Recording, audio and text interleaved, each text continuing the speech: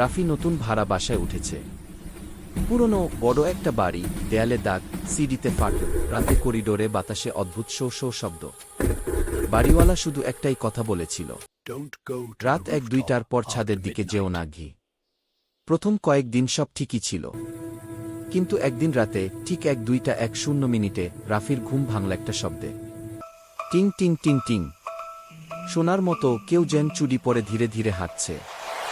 রাফি ভেবেছিল হয়তো পাশের ফ্ল্যাটের কেউ, কিন্তু শব্দটা একদম মাথার ওপর ছাদ থেকে আসছে। কৌতূহল তাকে ছাড়ল না। হাতে টর্চ নিয়ে ছাদে সিঁড়ি বেয়ে উঠল। ছাদে উঠেই বাতাস কেমন ভারী লাগল। চারপাশে কুয়াশা আর ঠান্ডা।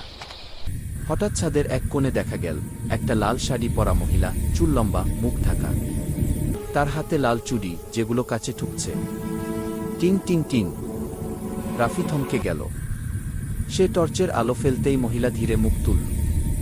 মুখটা নেই, শুধু কালো গর্ত। রাফি চিৎকার করতে গিয়েও পারল না।